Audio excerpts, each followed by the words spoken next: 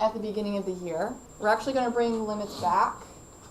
Much more easy, though, now that we know some derivatives in the next unit. But let's just first start off with some properties of integrals.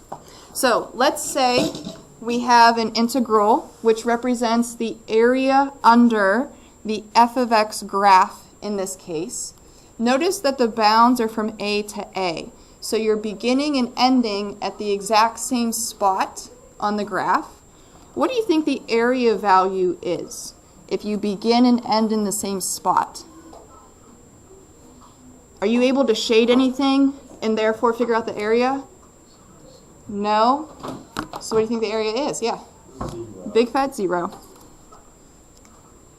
So if the bounds are the same, the area or integral value is 0. Does that make sense that we can't really shade anything graphically? We're beginning and ending in the same spot? Okay. Let's say that we have an integral that goes from a to b, but we also know some number c in between a and b. How do you think we can break up this integral using that in-between value of c? For instance, if I had the integral from 1 to 5, and I know that 3 is in between 1 and 5, how can you find the area under the graph from 1 to 5, but possibly utilizing that 3 value?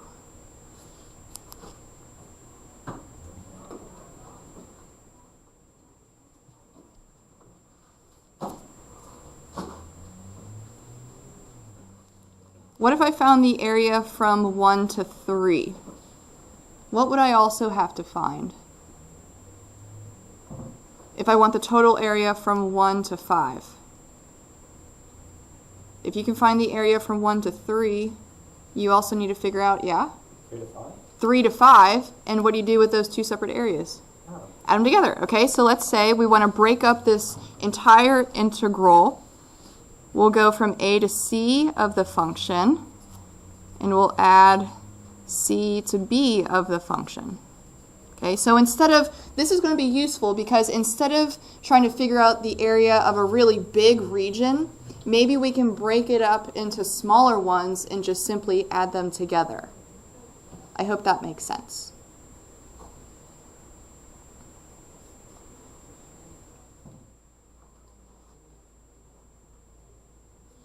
Okay, the next one, a little bit tricky here. If we know the area value from A to B is some number k, what do you think the area value might be if I switch the bounds? Notice how it was from A to B and now it's from B to A. Can you maybe take a guess or think about how that affects this area value? Yeah? It should still be k.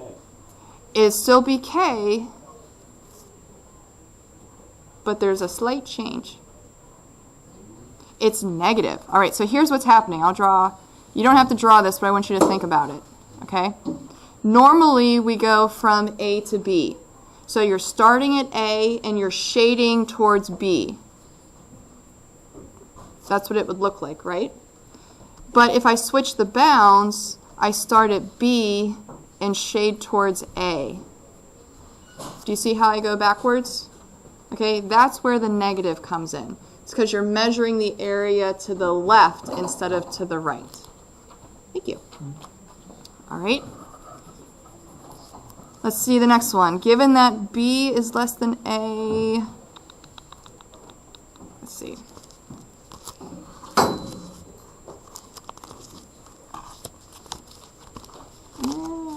You don't have a, we'll talk it through. All right. If the upper bound is smaller than the lower bound, so for instance, if we have the area from 5 to 1, can we switch those bounds perhaps? Make it from B to A this time? This is kind of similar to the last one. Notice how if you switch the bounds, the area became negative, or the opposite. So if we switch the bounds here, we could make that integral the opposite. So anytime you switch the bounds, you're going to get an opposite value.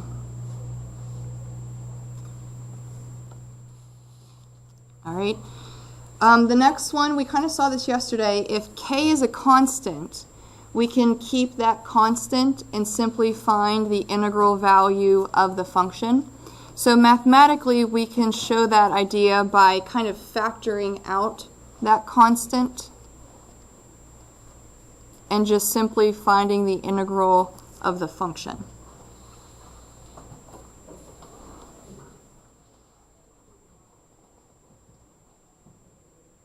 Are we doing okay so far? We're just going to write down the properties and then we'll take a look at some examples to hopefully let them sink in. Okay?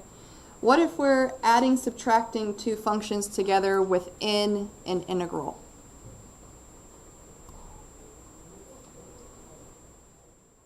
We can almost treat this like a distribution property where we bring that integral into both functions.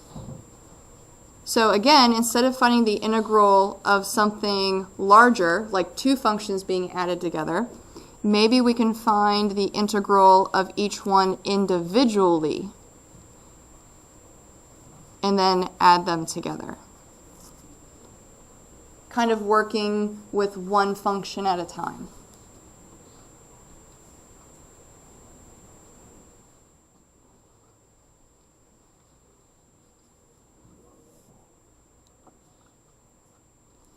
All right, so for our next two, you're going to see kind of some pre-calc vocabulary in here, an even function versus an odd function.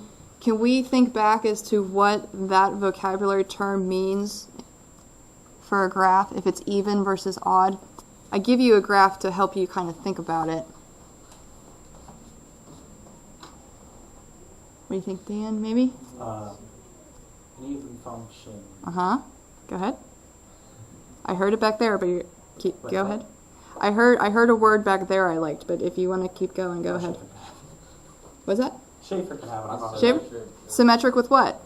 The x-axis. The y-axis. Okay, so y-axis symmetry. Okay, if you were to fold the graph on that y-axis, the left and right side would match up. Okay, so notice how in this case, if we go from negative a to positive a, maybe we'll draw those in on this graph, and we were going to shade in that area. If it's symmetric with the y-axis, don't you have the same area on the left as you do on the right? Can you visually see that? Okay, so instead of going from negative a to positive a, what if I only wanted to calculate the area from 0 to a? What would I have to do with that area in order to get the total area?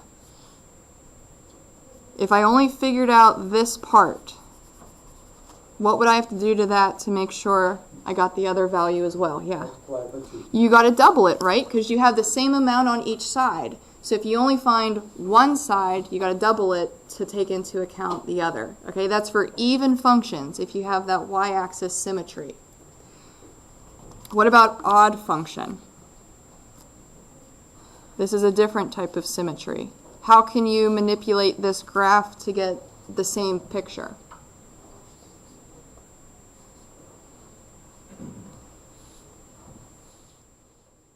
This one's a little trickier. This is, you think you got it? Yeah? It kind of has like symmetry across both. Both. Okay, so you can say x-axis and y-axis symmetry. It's more commonly referred to as origin symmetry.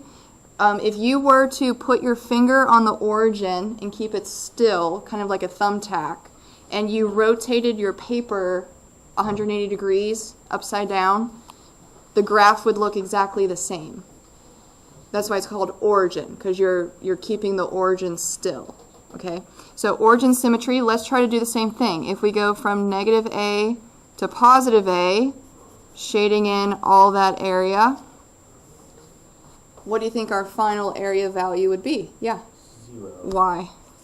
Because the area in the negative area is going to be the same as the area under positive. Yes, you have the same amount of area above the x-axis as below, so they're going to cancel each other out, positive and negative values. You're going to be left with 0.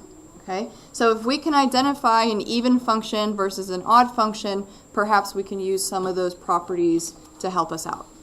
Okay? So we're going to utilize these 7 properties of integrals to help us with some of these questions. Okay? Now, as we go through these, I know the properties may look a little confusing because we were doing math notation, but the moment we start to throw in numbers, I'm thinking it's going to start to sink in a little bit better. Okay? So at the top, we know the area under the F graph from 0 to 3 is 6. The area under the F graph from 3 to 7 is -8. We're going to use those 2 individual areas to help us figure out some new areas. Okay, we don't have a graph, we don't have a table. This is the only information we know. So let's see if we can tackle some of these. This first one, they're asking for the area from 3 to 0. Can you think of a property we discussed that could help us figure out that area? What do you think, Dan? The area would be -6, as we discussed that if you have a integral AB and you flip them, then you're going to have negative instead. There we go. So if you want to flip the bounds, make it go from 0 to 3 this time, you should have the opposite area. It's going to switch.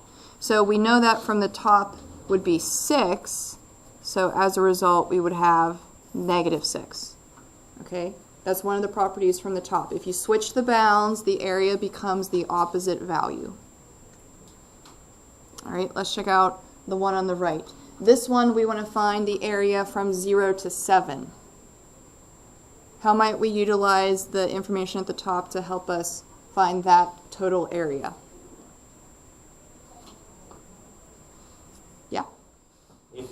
Since it's from 0 to 7, if you add the 2 separate parts, 0 to 3 and 3 to 7, you're going to get 0 to 7. There we go. So if we go from 0 to 3, that's one area.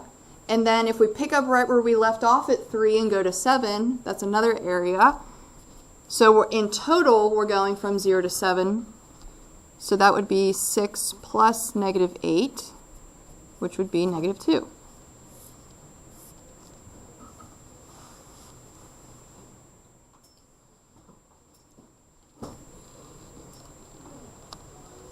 What about the next one? Hopefully you can just look at it and think about it. Yeah? It's going to equal 0. There we go. Bounds are the same. You're not shading in anything. Are these properties a little bit easier now that we have numbers? I hope so. All right. Let's go ahead and check out the next one. Any properties you notice we might be able to apply?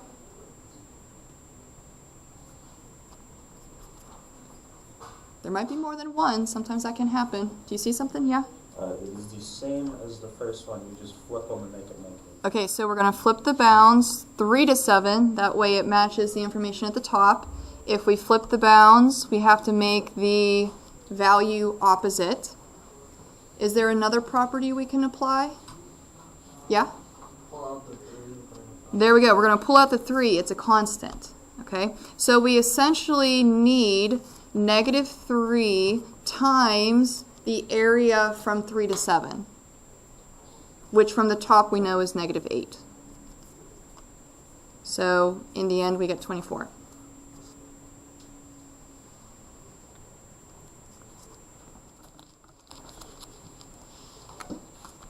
All right. Any properties you notice for our next one?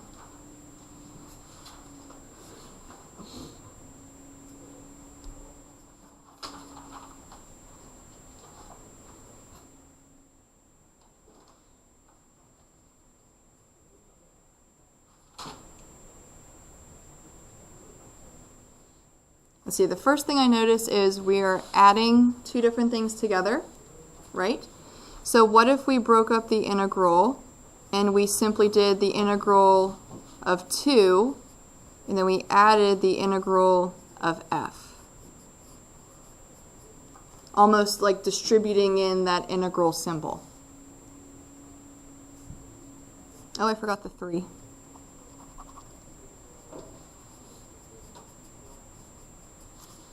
You want to keep going, Dan? Yep. The heck is it going to be the integral of 2? Well, here's the thing. Okay, so at the top, they don't give us any information about the integral of 2, right? It only gives us information about the integral of f. We should be able to do this one by hand, though, right? Can we work backwards from 2? Use a fundamental theorem? If you work backwards from 2, what did you have previously? 2x, right? Do you know the bounds? Yeah. Yeah, 7 to 3.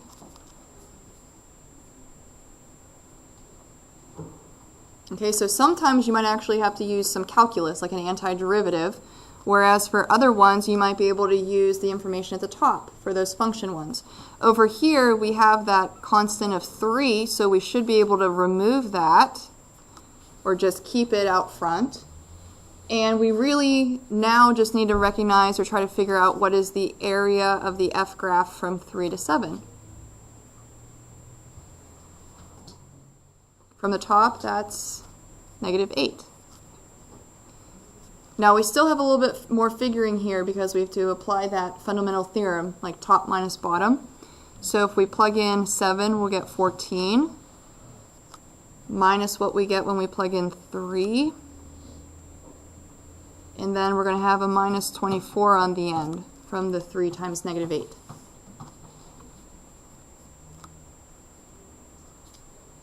So it looks like our total area or integral value is -16.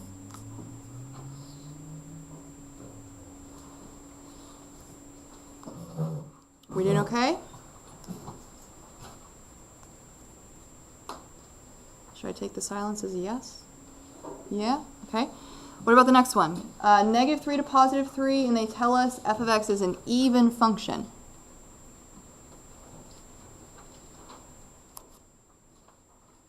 Let's see, at the top, they only give us information from 0 to 3. What do you think, Dan? It would be 2 times the area from the origin to the end of one of the bounds. From 0 to 3, there we go. Or -3 to 0 if you want to do the opposite way. The midpoint, yep, that 0 origin value. All right, so even function means we have the same area on the left side of the y-axis as we do as the right. So if we only want to find one side, we just have to double it. That's where the 2 comes from. Do we know the area from 0 to 3? From the top, yeah. 6, and if we double that, our total area is 12.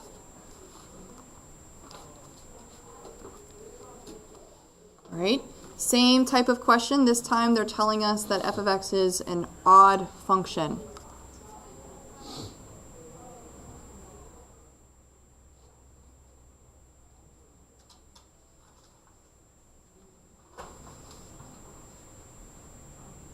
What do you think? We're going from -3 to +3.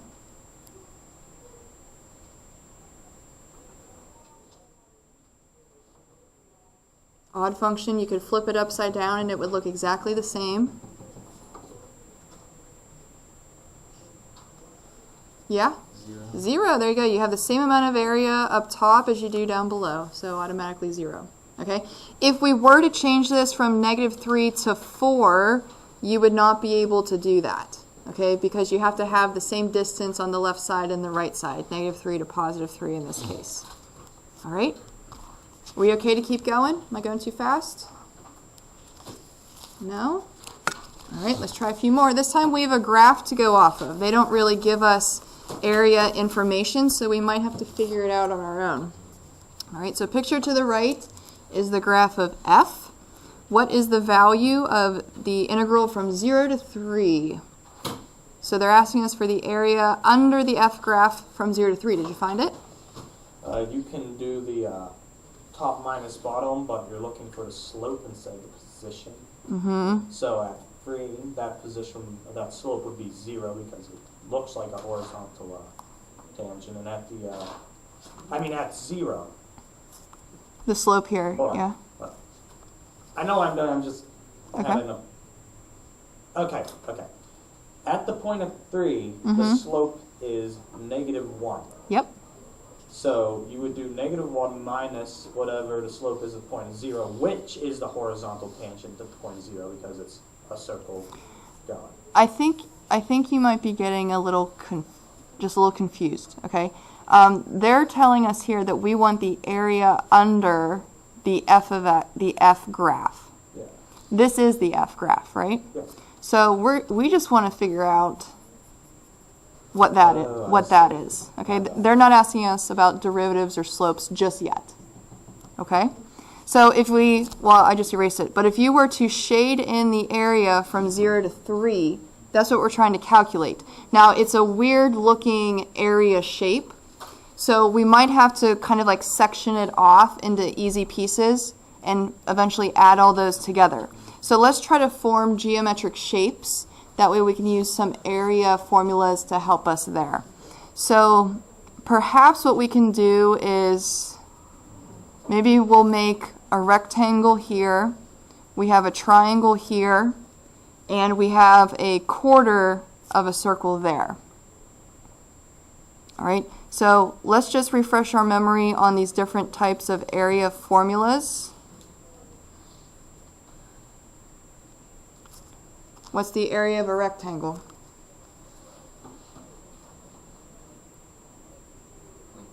Length times width, base times height, whatever lettering or wording you want to use. Yep. What about the area of a triangle? 1/2 base times height. Good. What about the area of a circle?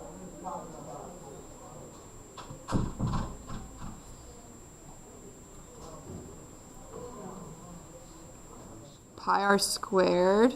Good. Okay. Maybe just for fun, we'll do area of a trapezoid too. Not that we're using that for this example, but we may have to use it in the future. Area of a trapezoid? Yeah. 1/2 height. Parentheses base 1 plus base 2. There we go. Running out of room. Okay.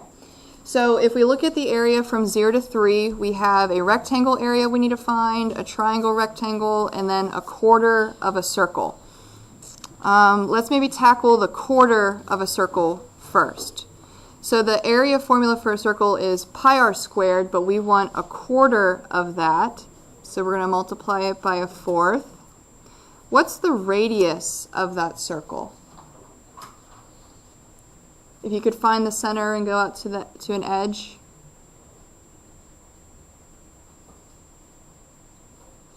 Yeah? It would be 2. Good. All right, so there's the quarter circle area. We now have to add maybe the rectangle first, base times height. We'd have 2 times 1. And then the triangle area, 1/2. The base is 1 and the height is 1.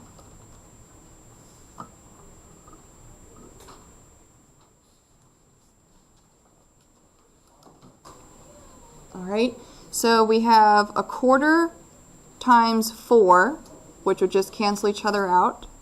So we're left with pi plus 2 plus 1/2. So in the end, maybe we'll leave it as pi plus 2.5. Okay, that's what the exact answer would be. If you want to type it into a calculator, maybe get a decimal value, you can do that. Okay, but we can leave it as pi plus 2.5. All right, let's go ahead and try the next one. We want the area under the f graph, which we have, from 0 to 4. How do you want to tackle that one?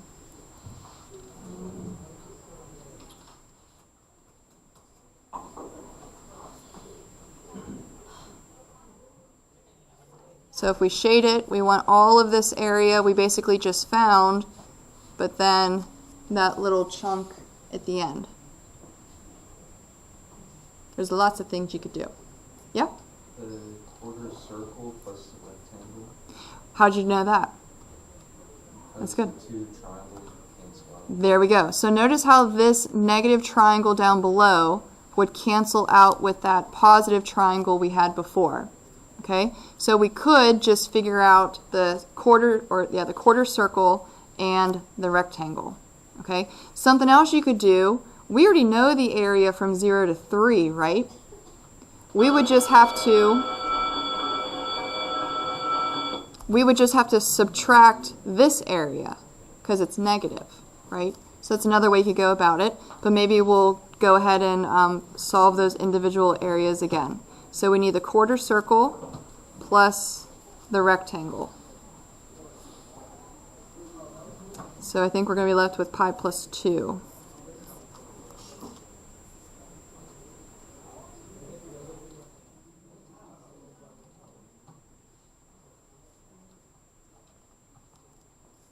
All right.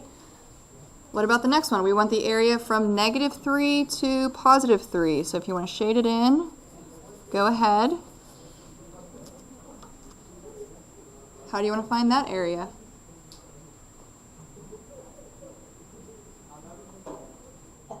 Bless you. Yeah. 2 times our answer for another one. There we go. Notice how this is an even, bless you, function. Okay, it's symmetric with that y-axis. So if we already know the area from the right-hand side, we could simply double it to figure out that same area on the left side. So we'll have 2 times pi plus 2.5. Okay, the area from 0 to 3. So if we distribute the 2, we'll have 2 pi plus 5. Does that make sense? It's even?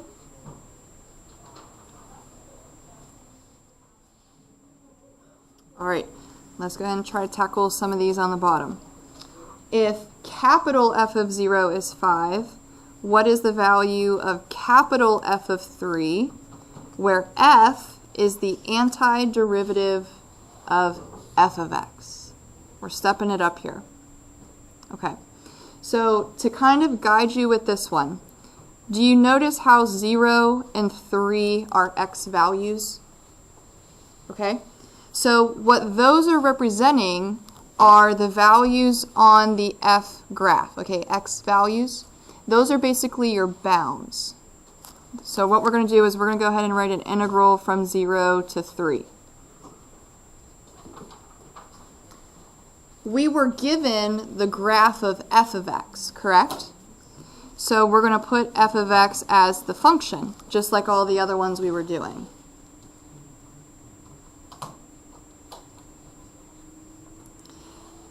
What they're asking us here, though, is not as explicitly stated as the ones from the previous examples. They did not ask us for the area under the f of x graph. They're giving us some information about capital F, which is the antiderivative of f of x.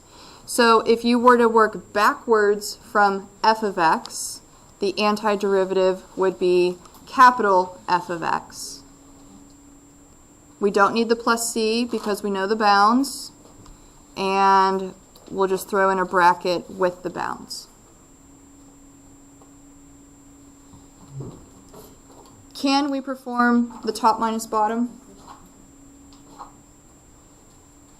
Can we plug in 3 for x there and subtract if we were to plug in 0 there? Does that make sense?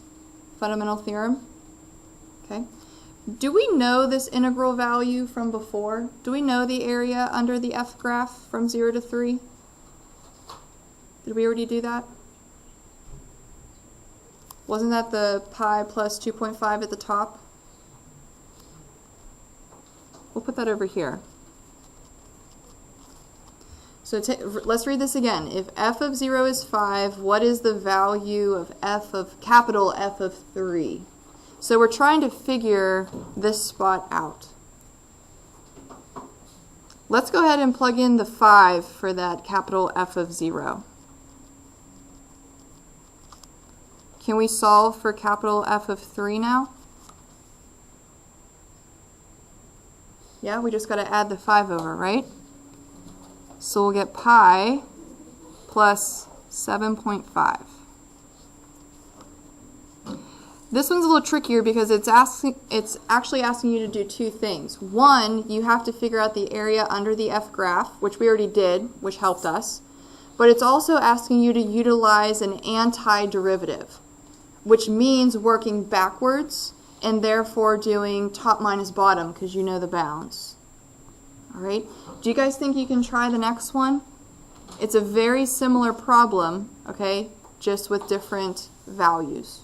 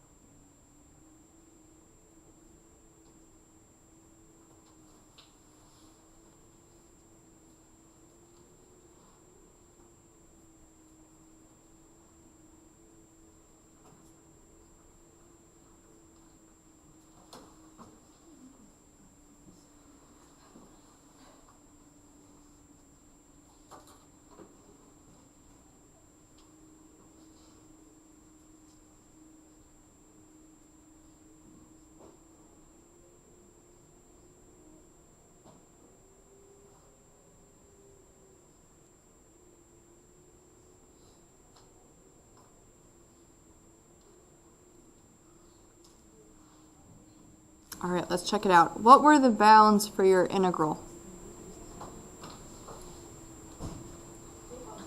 What'd you use?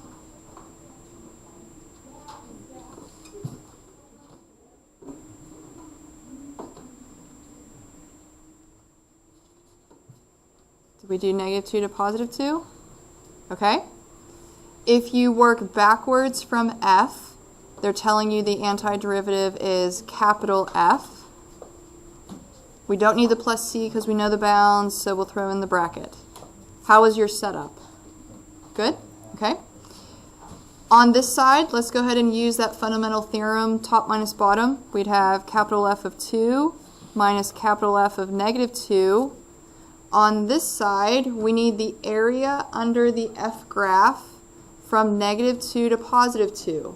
So if you did all of that shading, okay, up top, what did you get for your area? 2 pi plus 4. There we go. From here to here, all of that. Maybe section it off into different geometric shapes to help you out. Good. I like the 2 pi plus 4. Can we get that? Did we get that? All right, let's keep going. We're trying to solve for capital F of 2. So we should be able to plug in something for capital F of -2. They said that value was -2.